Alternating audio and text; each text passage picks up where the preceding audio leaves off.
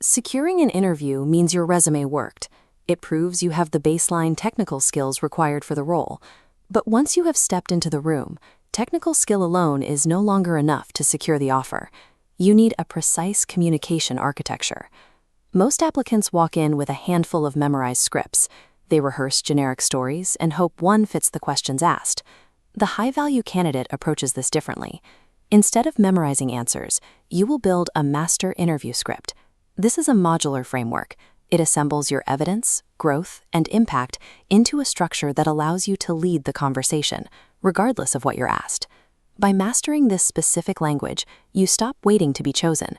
You start constructing the exact narrative the company needs to hear. Step 1 is building the structural foundation. The most common point of failure in any interview is the rambling answer. Candidates use up valuable time explaining background context, leaving almost no room to discuss their actual measurable impact. To prevent this, map your past experiences using the S.T.A.R.L framework: situation, task, action, result, and learned. Allocate exactly 20% of your answer to defining the situation and 10% to explaining the task. Give enough context, then move on. Next is the core of your structure, the action phase. This receives 60% of your time. Here, use first-person I statements to isolate your individual contributions and the exact steps you took to solve the problem. In the final 10%, you close the loop. Share the result, the measurable outcome of your action, and what you learned. Explain how this specific experience prepares you for future challenges. Sticking strictly to this blueprint forces your delivery to be concise. You provide a clear 90-second narrative that explicitly details what you accomplished and why it mattered. Step 2 is upgrading the materials. Weak passive vocabulary, phrases like skills included or we helped, dilutes your impact. High-impact narratives demand precision language. Review your drafted stories and scrub out the passive terms. Replace them with high-impact action verbs: orchestrated, leveraged, generated, and transformed.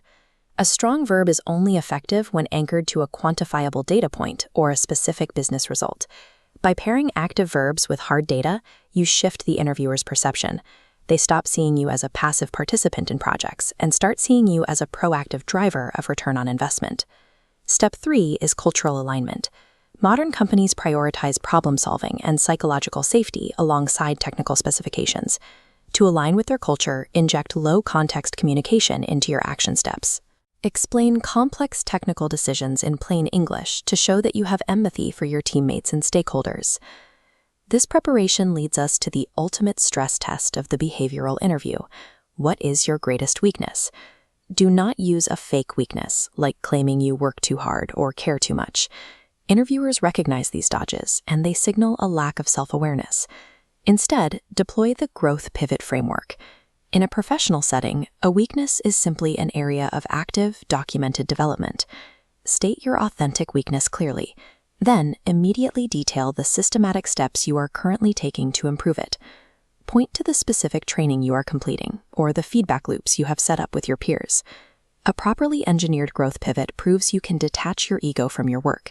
It demonstrates a dedication to continuous iteration, which makes you a highly desirable candidate. Step 4 is the handover. The evaluation phase does not end when the interviewer finishes their list of questions.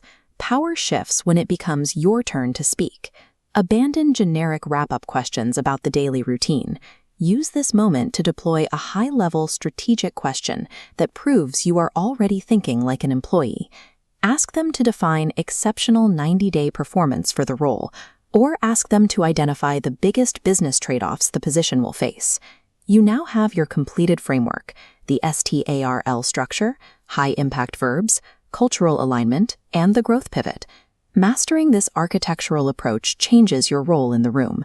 You are no longer a passive applicant. You are the architect of your future.